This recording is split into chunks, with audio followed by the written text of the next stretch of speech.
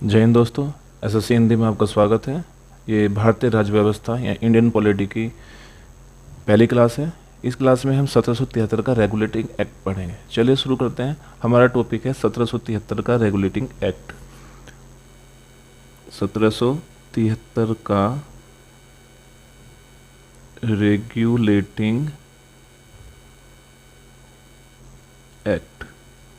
तो जैसे कि नाम से भी पता चल रहा है कि रेगुलेटिंग एक्ट, तो रेगुलेटिंग का मतलब था किसी चीज़ को रेगुलेट करना। अब रेगुलेट किसको करेंगे? तो कंपनी को, यानी कि कंपनी ने जो अपने अधिकारी भेजे थे उसको रेगुलेट करने के लिए ये जो है एक्ट बनाया था। तो लेकिन हम इससे थोड़ी सी बैक में चलते हैं, बताते हैं क्या हुआ था कि इसकी शुरुआत यहाँ से हुई थी। प्लासी की लड़ाई 1757 ईस्वी तथा बक्सर के युद्ध 1764 ईस्वी को अंग्रेजों द्वारा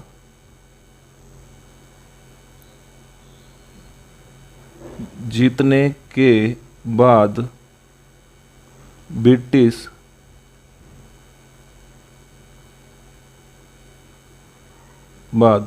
British east India company east India company ने बंगाल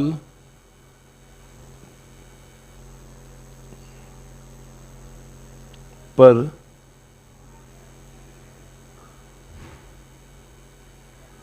शासन का शिकंजा कस लिया।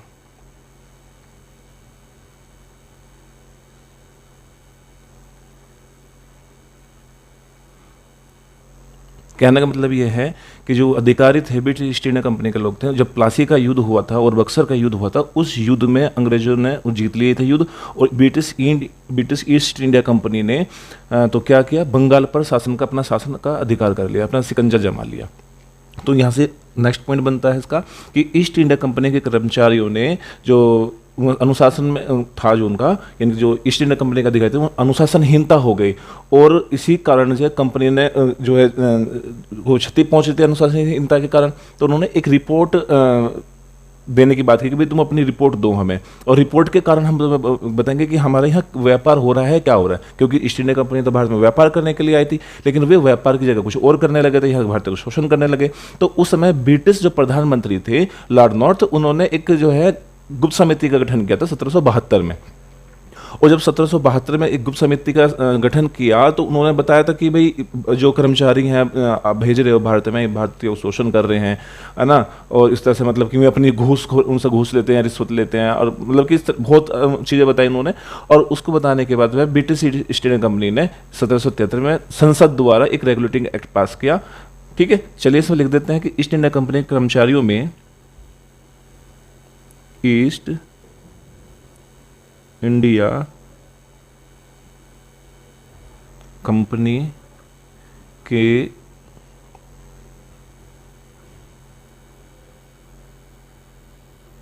कर्मचारियों में व्याप्त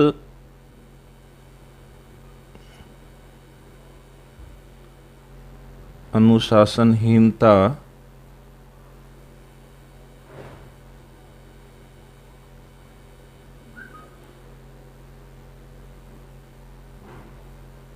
अनुशासनहीनता तथा स्वार्थपरक प्रवृत्ति के कारण स्वार्थपरक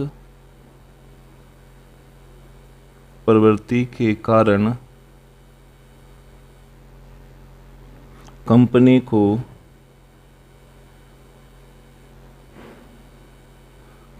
को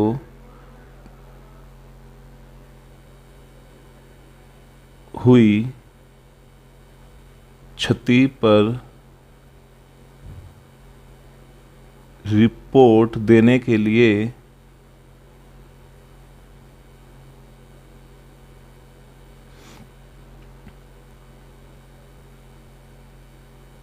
तत्कालीन ब्रिटिश प्रधानमंत्री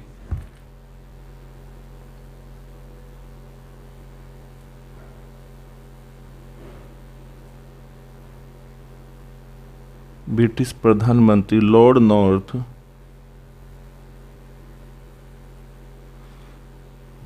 नॉर्थ द्वारा 1772 में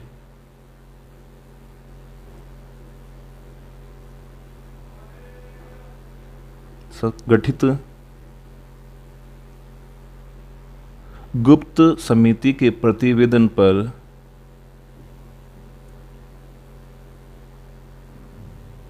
समिति के प्रतिवेदन पर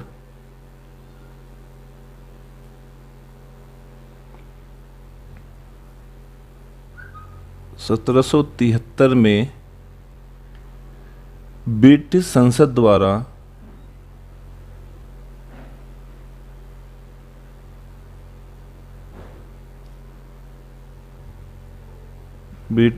द्वारा रेगुलेटिंग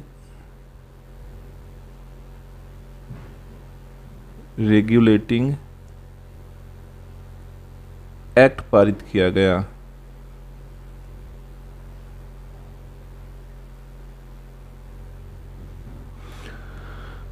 ठीक है, अब इसके प्रावधान क्या क्या प्रावधान थे, हम बात करते हैं प्रावधानों की कि भाई इस जो हम एक्ट बना था इस एक्ट के क्या क्या प्रावधान रहे। चलिए शुरू करते हैं। तो पहला प्रावधान क्या था इसका कि कंपनी के जो डायरेक्टर को कहा गया, कंपनी के डायरेक्टरों को कहा गया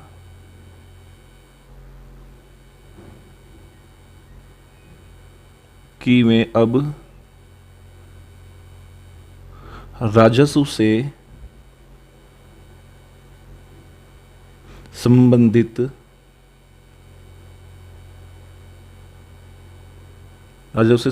सभी मामले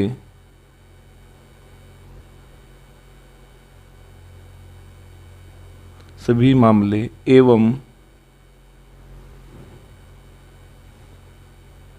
दीवानी एवं सैन्य प्रशासन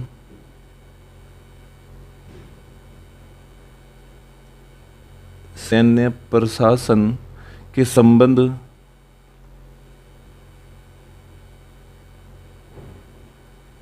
संबंध में किए गए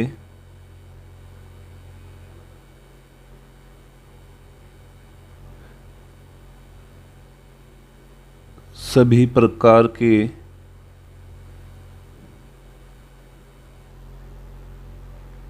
कार्यों से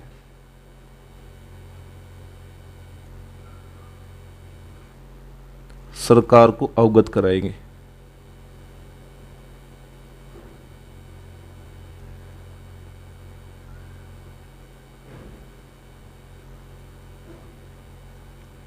पहला प्रावधान यह था कि कंपनी के डायरेक्टर को कह दिया गया कि भाई जितने भी राजस्व से संबंधित सभी मामले और दीवानी हैं, सैन्य प्रशासन से संबंधित जो किए गए सभी प्रकार के तुम्हारे फैसले हैं, जो काम किए हैं तुमने, उनका सब ब्यौरा सब सरकार को दो, बताओ सरकार को तुमने क्या क्या किया है। तो पहला प्रावधान तो ये था। दूसरा प्रावधान क्या था, दूसरे की चर्चा कर लेते हैं। तो दूसरा कहा गया कि बंगाल यानी कि कलकत्ता,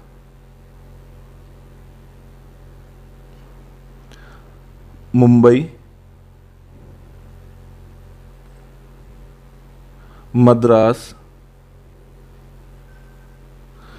प्रेसिडेंसियो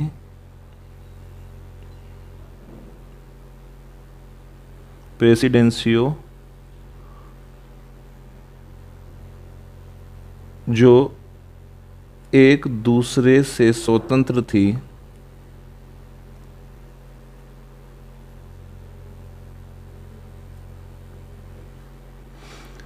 इस अधिनियम द्वारा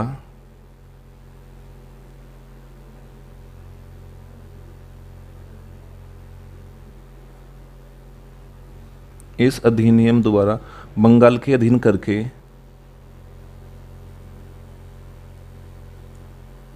बंगाल के अधीन करके बंगाल के गवर्नर को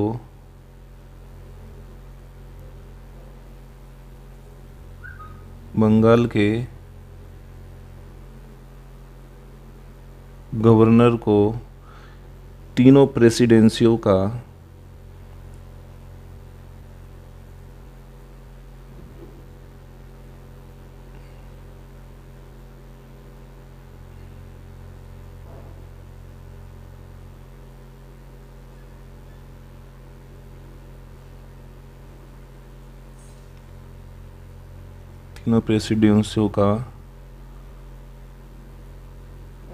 गवर्नर जनरल बना दिया गया।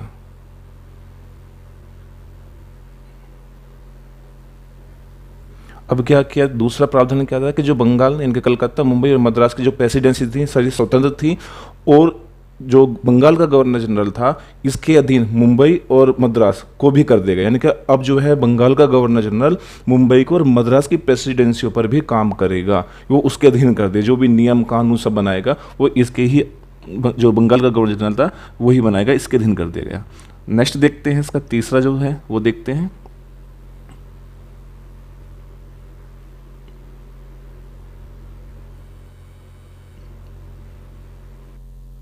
तीसरा प्रावधान था कि बंगाल का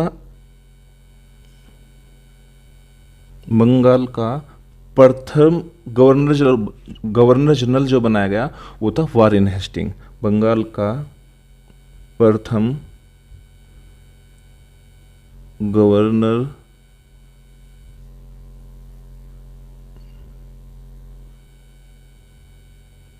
जनरल वारेन हेस्टिंग था।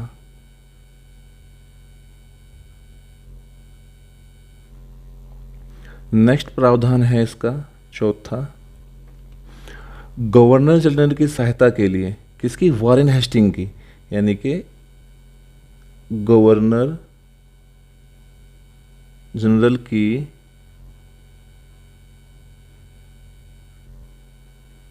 सहायता के लिए 4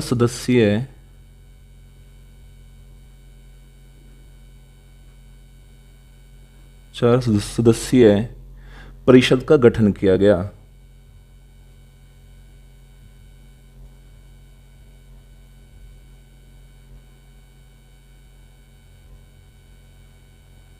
परिषद का गठन किया गया। ये 4 सदस्य कौन थे? ये 4 सदस्य थे। पहला था कौन था? Philip Francis. पहला था फिलिप फ्रांसिस। दूसरा था क्लेवरिंग।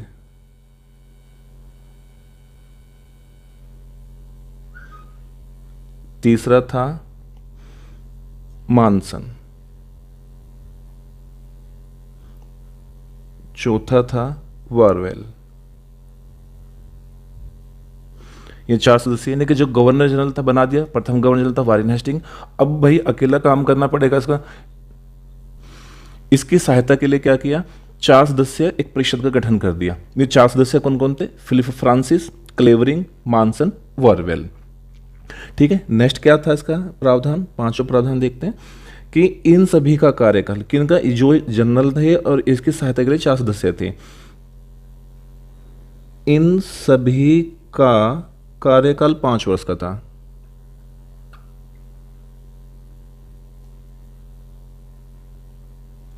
पांच वर्ष का था तथा ये सभी court of director, court of director की सिफारिश पर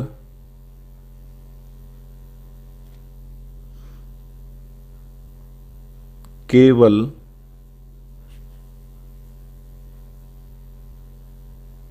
ब्रिटिश सम्राट द्वारा हटाए जा सकते थे।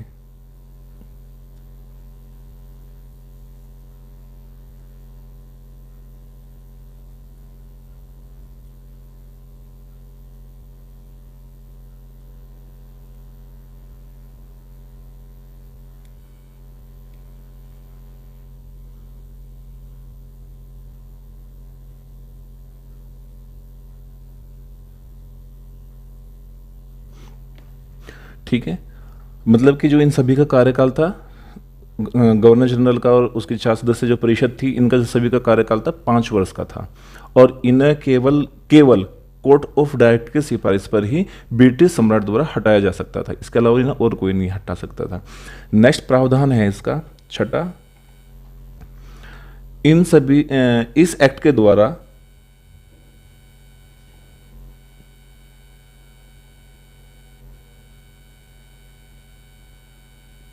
इस एक्ट के द्वारा कलकत्ता में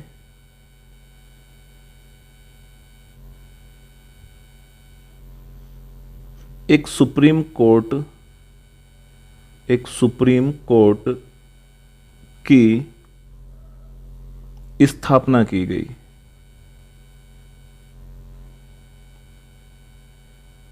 कोर्ट की स्थापना की गई। इस कोर्ट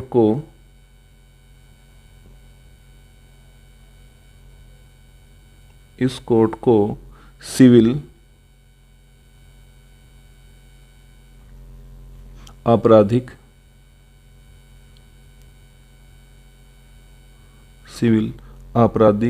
नौसेना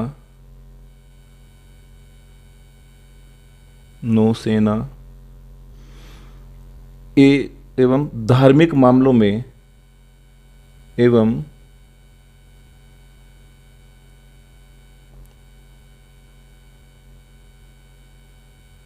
मामलों में अधिकारिता प्राप्त थी।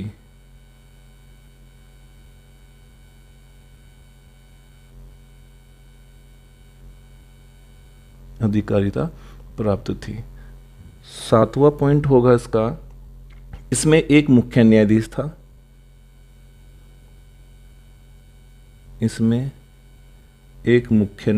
था।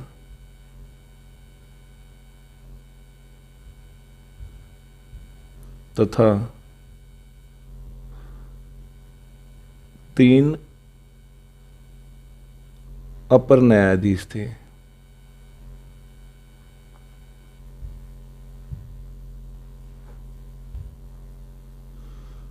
इन न्यायाधीशों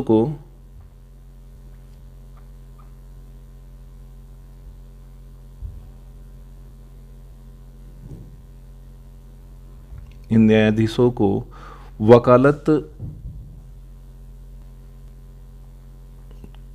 के कार्य के लिए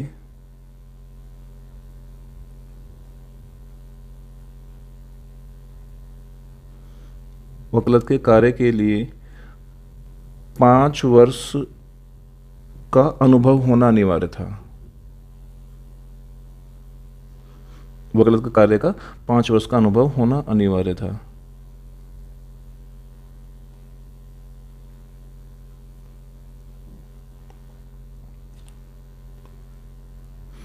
नेक्स्ट है 8वां, यह उच्चतम न्यायालय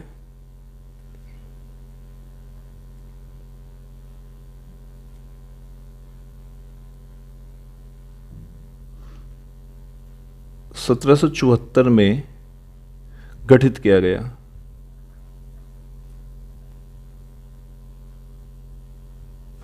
लेकिन 1774 में तो गठित किया, अगर एक्ट पूछे किस एक्ट के तहत, तो 1773 के रेगुलेटिंग एक्ट के तहत में से गठित किया गया था। सर एलिजाह इम्पे मुख्य न्यायाधीश थे।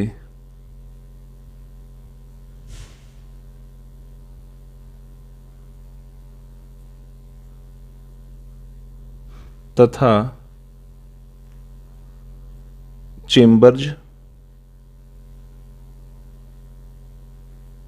चेम्बर्स लिमेस्टर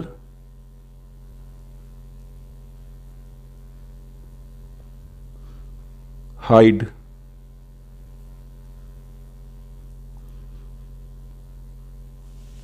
को अपर न्यायाधीश नियुक्त किया गया।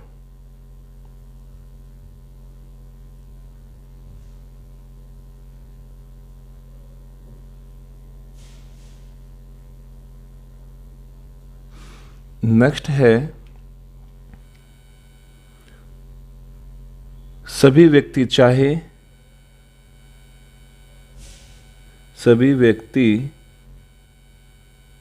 चाहे वह भारतीय हो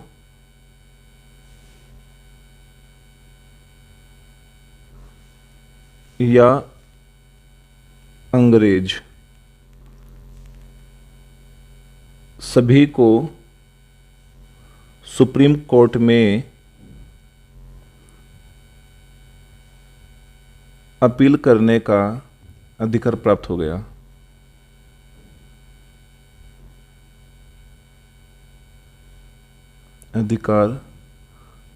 गया। नेक्स्ट है इस एक्ट के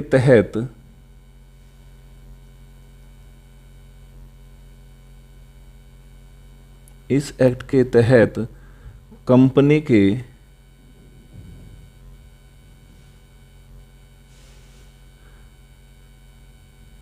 कर्मचारियों को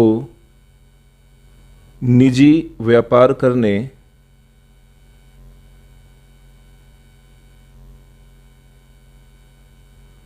और भारतीय लोगों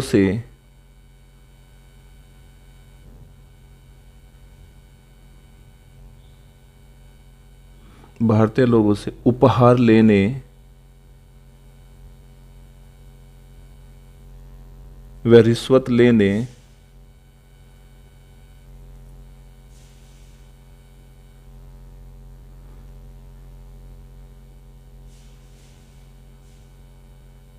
पर प्रतिबंध लगा दिया।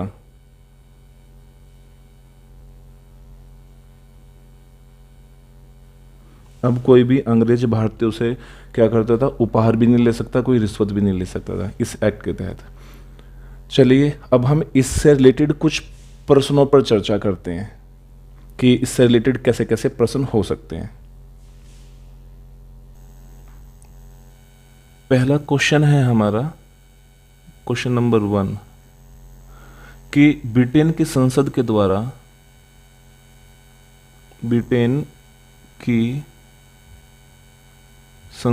द्वारा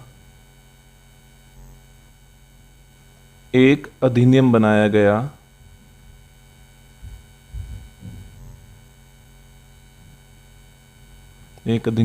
गया जिसका उद्देश्य भारत में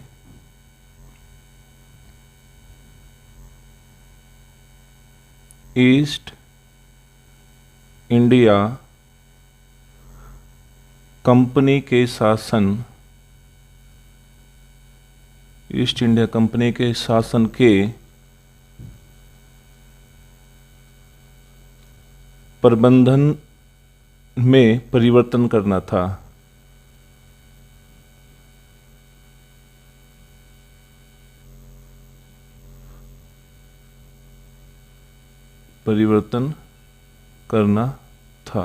तो इसका आंसर हो जाएगा, ऑप्शन तो हो सकते हैं, इसका आंसर कुछ भी बन जाएंगे, लेकिन सही आंसर था इसका 1773 का रेगुलेटिंग एक्ट।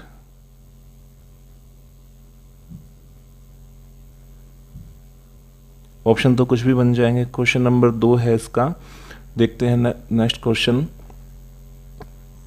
दूसरा क्वेश्चन है रेगुलेटिंग एक्ट को पारित करने का उद्देश्य है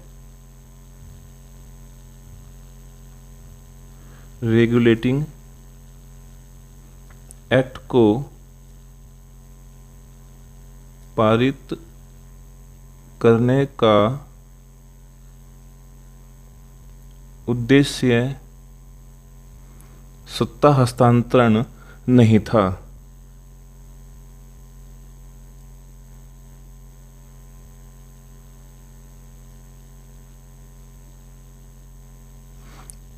इस एक्ट का उद्देश्य क्या था?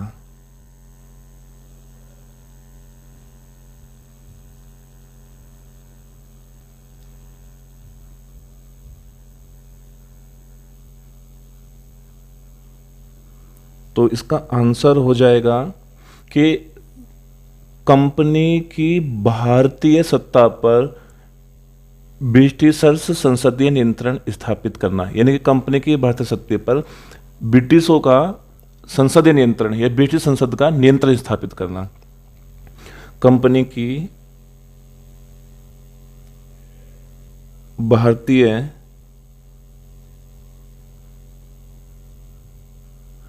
सत्ता पर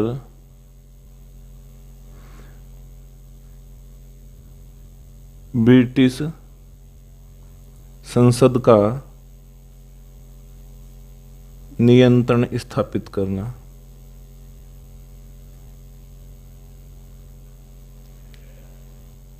नेक्स्ट क्वेश्चन है, रेगुलेटिंग एक्ट 1773 के तहत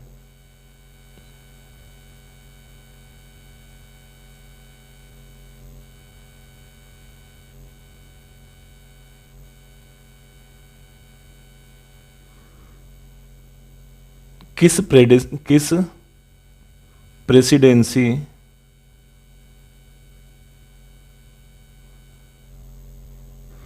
के गवर्नर को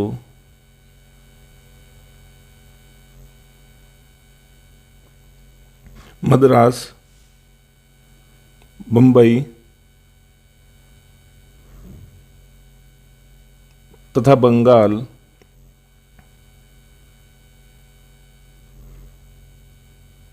प्रेसिडेंसी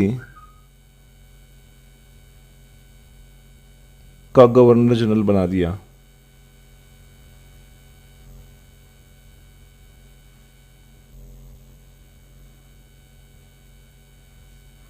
क्वेश्चन था, रेगुलेटिंग एक्ट 1773 के तहत किस प्रेसिडेंसी के गवर्नर को मद्रास, बंबई एवं बंगाल तथा बंगाल प्रेसिडेंसी का गवर्नर बना दिया? तो बंगाल आंसर था, क्या था इसका आंसर? है बंगाल प्रेसिडेंसी।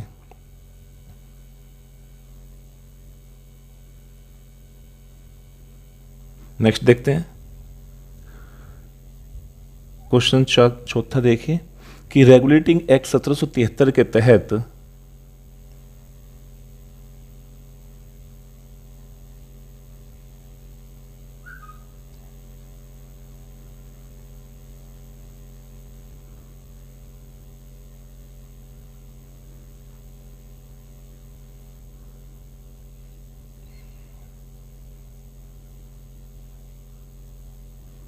रेगुलेटिंग एक्ट 1773 के तहत प्रांतीय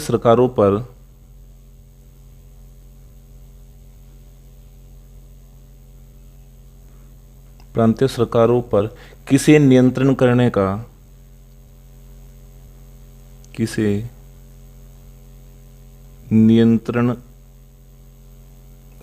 का अधिकार प्रदान किया गया?